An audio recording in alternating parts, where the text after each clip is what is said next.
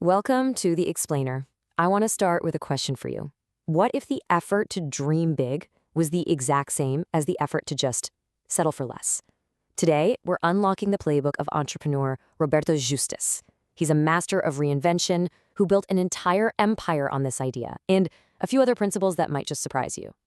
An interviewer said this to him once, and it just perfectly captures his whole career. It really has been a journey of constant reinvention, this philosophy of living several lives in one.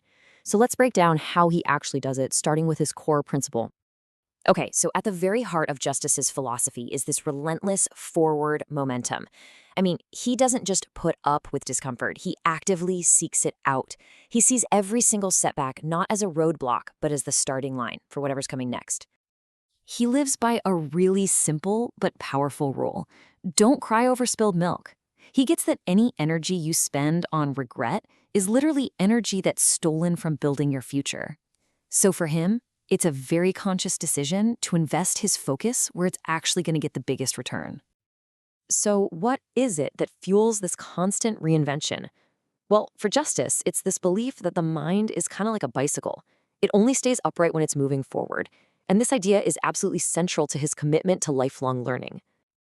He is a huge believer in lifelong learning.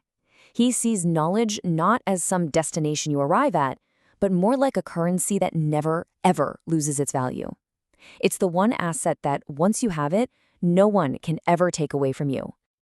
And this quote just brilliantly captures his whole philosophy, right?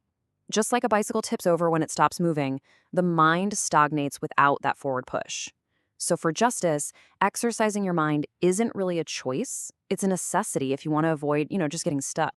He argues that curiosity is really the engine of lifelong learning. It's that initial spark that gets the whole process of asking questions and making discoveries going. And in a world where entire industries can be disrupted overnight, the ability to learn and adapt, well, that's the ultimate competitive advantage. So how do we take this mindset of continuous learning and actually apply it to our own ambitions? Well, Justus has a simple but pretty profound rule for that. This right here is a cornerstone of his philosophy. Thinking big costs the exact same as thinking small. The mental energy is identical. So his question is, why would you ever choose the smaller dream? Now, what's so interesting when you look at this is just the stark contrast, right? Thinking small keeps you focused on your limits, on staying comfortable. But thinking big forces you to focus on what's possible, to actually seek out challenges. Justus is basically urging us to choose the path that expands our potential. Because that initial cost and effort, it's exactly the same. But let's be real, the path of thinking big is rarely a straight line. It's often filled with setbacks and moments where you have to pretty much start all over again. And Justus' own story is an incredible testament to the kind of resilience you need to see a big dream through.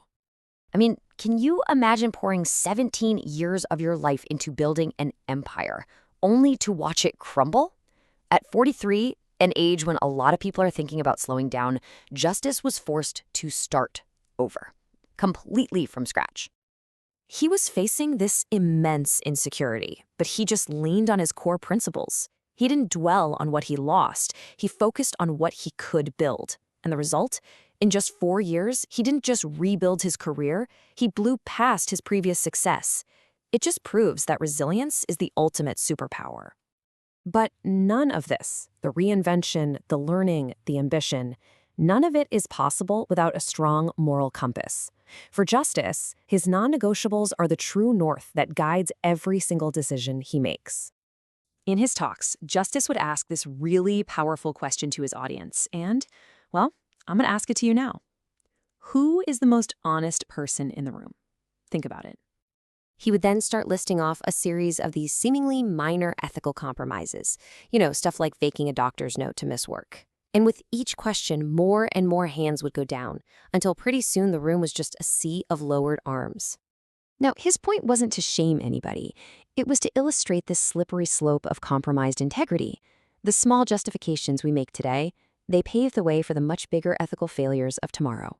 For Justus, the ultimate measure of success isn't about the wealth or the fame. It's about being able to sleep peacefully on your pillow. He believes that a clear conscience is the single most valuable asset you can ever own. And it's definitely something that money just can't buy. When you look at it, Justus's entire journey is a powerful reminder that our greatest growth comes from confronting our biggest fears. It's about having the courage to reinvent yourself, the discipline to never stop learning, and the integrity to always choose the right path, even when it's the hardest one.